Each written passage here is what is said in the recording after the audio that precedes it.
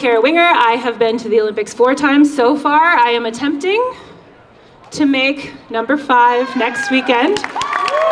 Thank you so much, which means it is my absolute honor to share 11 Olympic teams between the 3 of us in the throws. Thank you very much. I'm gonna let them talk. So, Lance, you not only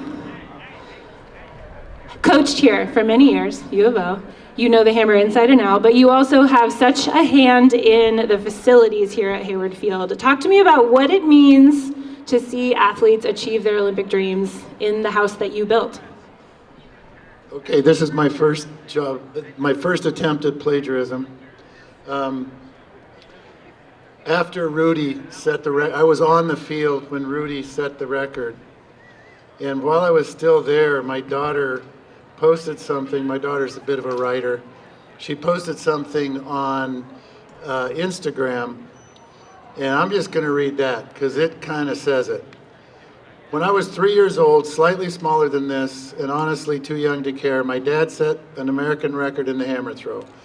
At the time, he threw out of a shipping container in a public park while his coach's daughters and I ran around the woods, played with chain link hammers, and inevitably asked for pancakes too often. He spent my entire childhood and young adulthood throwing or coaching throws, endlessly committed to a sport that makes niche look popular. I tapped around the basement in the weird flat throwing shoes I didn't know he had helped to design, and knew it was weird that he's left-handed, but waited years to learn how many officials he had to show how to reset the cage for him. Today in a cage he envisioned, invented, and manufactured on footing whose quality he designed and insisted upon. All of the U.S. men's hammer throwers going to this Olympics threw personal bests. One of these throws beat his American record, but hey, 25 years is one hell of a run. Happy Father's Day, Dad. On Father's Day, I didn't even know that. Anyway, it means a lot. It means a lot to be out there and give back to the sport. You know, some people give back by giving money. Some people give back by coaching the rest of their lives. And I guess that's my little way of doing it, just helping smooth the road and make it better for everybody. Well, I can't wait to watch 3 women's Olympic dreams come true in your hammer cage today at 5 p.m. We're all going to walk over together, everybody. That is the plan. So thank you so much for everything you gave to the sport and to continue to give. Lance has been volunteering all weekend as well, still giving back to the sport in every way that he can. I love to make jokes about him not recruiting me out of high school, which is really fun. I recruited John, though. Speaking of John, so John, we saw Ryan Krauser and Joe Kovacs, the 2 best shot putters of all time. If Ryan Krauser wasn't Ryan Krauser, Joe Kovacs would be the world record holder. It's wild. Talk to me about the similarities. Like, you had many shot put Olympic teammates. Like, what do you see in this crop of athletes? We are returning the team from Tokyo back to Paris, which is huge. Ryan Krauser has the opportunity to become the first ever 3 straight gold medalist. Joe Kovacs has more world global medals than I can count right now. But what are the similarities in, like, personality, the way they approach the event? What did you see last night that you really relate to? Well, I think that the similarities are 2 things. First of all, these dudes are huge. And when I say huge, I mean, we're big guys. When we wander off here, you can come say hi because we're really super friendly and probably the most likable guys you're going to see around here. So feel free to come say hi to us. We look tiny compared to these guys. They are so big, so strong, and so physically superior to anything that was going on in my era and day and age. You just can't say enough about what they've done to build themselves up to being those 2 greatest guys of all time in the shot. Secondarily, I think they both have something that every good champion has, which is they've got a swagger and a confidence that they both believe they're always going to win. And if Ryan doesn't do his job, he's gonna lose, and he knows it. And the 2 guys working together against each other has created just the greatest upward spiral in the history possibly of track and field, if not definitely the shot put. So Can you expand on Peyton Otterdahl as well? Like, it's so easy to, that third place spot is such a, you know, it's Ryan Krauser or Joe Kovacs, but Peyton has had every single competition this year so far over 22 meters. You were the pioneer of 22 meters, but now there are so many men in the U.S. that can throw that. Peyton has done it every outing this year in only the second season that he's thrown that far. So what does that mean for him at his second Olympic Games? I think Peyton's the future, really. When you look at it, everybody ages out. Ryan's going to age out.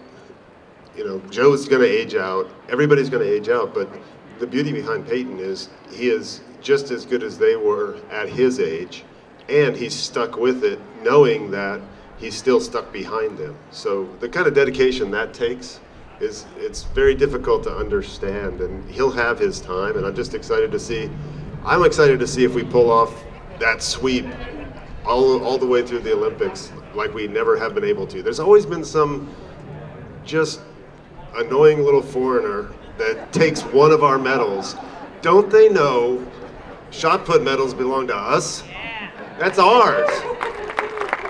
Yes, indeed, 100%. Okay, this question is going to be for both of you because in my fake retirement for the past year, delivery for John Godina. I don't know if you guys know this, but Oregon wine is really good. In my pseudo retirement in 2023, the little rest that I took from the sport, the most frequent recurring dream that I had was actually as a javelin thrower, this is sort of embarrassing, but that I had forgotten to shave my armpits before a competition. But do you have technical dreams still about 82.52, the American record for 25 years? Is there something in there that you still feel those positions and relive them at certain times? Oh boy. Sorry, my armpits. Yeah, it's the armpit thing. It's getting me.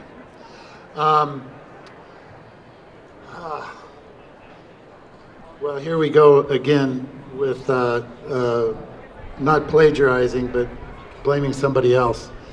The thing that I remember most about the Olympic silver medal is I had a chance to connect with my wife Nancy right before my sixth throw, and she just kind of looked at me and said, "You know how to throw far." It's like, "Oh yeah, I know how to throw far. Let's go do that." Wham! And so that worked. The American record was it was at the Grand Prix final, the second one. The first one was in Knoxville, and it was very well planned, and I threw 78, and then I threw 82.50, and I knew that was going to happen. And so it was kind of, I just remember the very basic the technical stuff that we were working on. There was nothing magic. There was something magic about my last 80-meter throw of my career in Nice in 2000, and I do remember those feelings very, very well, and they're weird, so I'm not going to share them. Well, I will ask you to share the unweird hammer feeling, so everyone that's coming with us to watch the hammer final can watch and know what they're looking at. So the thing to look at is freedom of movement, speed. At the end of the day, all of the throws are based on speed of the implement at release and angle of release, and the rest of it's physics. So how you get there is as varied as there are throwers. And sometimes, if you're lucky, like me, a thrower can do 2 or 3 different ways in the same meet.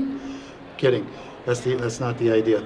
And so when you're out there watching, see who's the most efficient, see who's going the fastest, see who's using their energy the most efficiently. There's a bunch more different ways to throw the hammer far than there are throwing the shot far. You have to be really strong. John underplays how big and strong he was back in the day. That's guys like him is the reason that I was able to throw the hammer, because I gave up on the discus. Did you get both of my high school records? Yeah. Oh, speaking of which, both these guys are Wyoming natives. There's one right there as well. Yeah, and along with that, we comprised, along with Jessica Cross in the shot and hammer, more than 20% of the Olympic throws squad in 2000. Wow, round of applause for Wyoming, the state of Wyoming. Yeah. Five events, 24 total spots and we filled 5 of them from Wyoming. I didn't do my job, I only did one. John did pull double duty all the time. So, John Godina, same question. Do you still have dreams or relive those like positions, whether shot put or discus? Yes. Cool. Describe that. Like, how come that still happens? Is it a curiosity? Could you do it again? Or just a relic of a life past? We've programmed our brains for 20 years. So every time I watch any competition, I'm literally, like, as soon as the ball releases, I can tell you if it's a good throw or it's not a good throw. And my wife will tell you it's annoying because it'll come out of somebody's hand and I'll go, nope. And she'll just wait for it to land. She's like, you're ruining this. I'd let me see. You learn it so well that you can see every little thing, especially as you get older.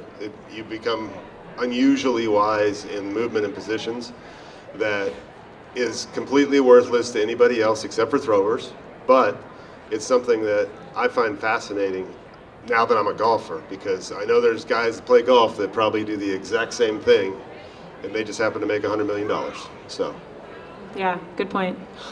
Speaking of golf, in my dabble back into the javelin this year, I went to Topgolf after a training session one day, and I just had this very specific like feeling that John was just talking about right before I hit this ball, and I sent it 211 yards, hit the back net at Topgolf. That's nice. Thank you. Thank you very much. And just the crossover between just the visualization of where your body is, where the implement is relative to your body, was like a really fun, super in-depth, very high level, at 38 years old, understanding of the technique. So it is difficult to describe the feelings, but they do relate to other stuff. Like, is there something in real life that in our older years really helped you both throw far still? Because John retired at 36.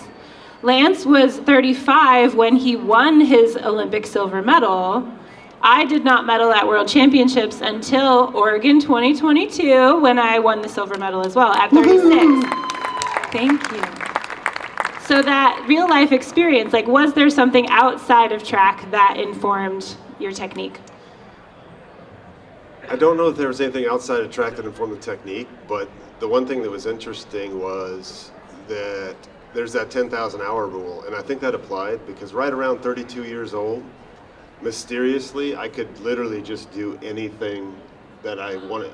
If I wanted to change anything, I could change it without any effort and knew exactly where my body was at all times.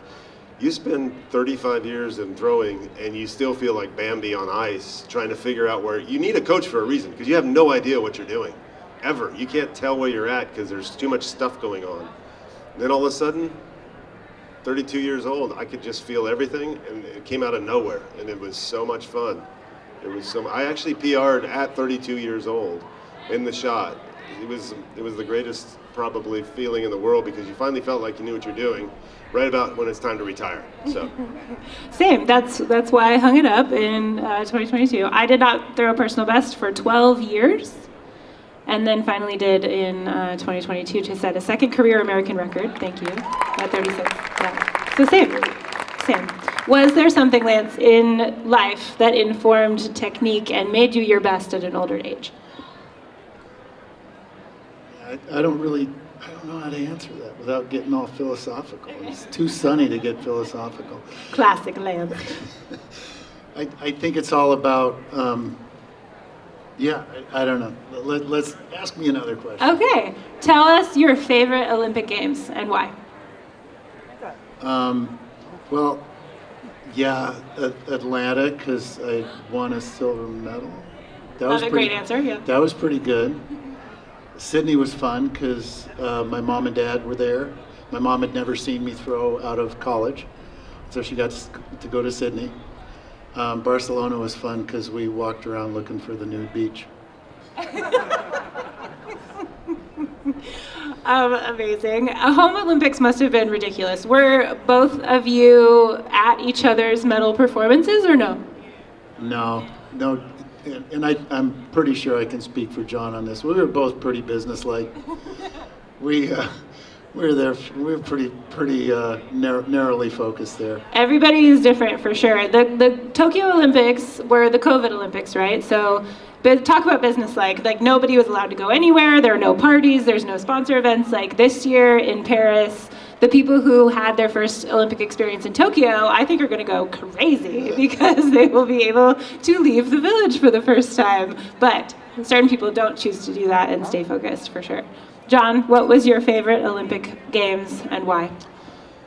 I actually really enjoyed Sydney. I had my sister and brother-in-law there, but one of my favorite things about Sydney was, for some reason, they put all of the throwers in the same house in the village, and we just had the best time. And look, it's business, but then business is over, and Sydney's a fun place, and we had 20 throwers in the same house.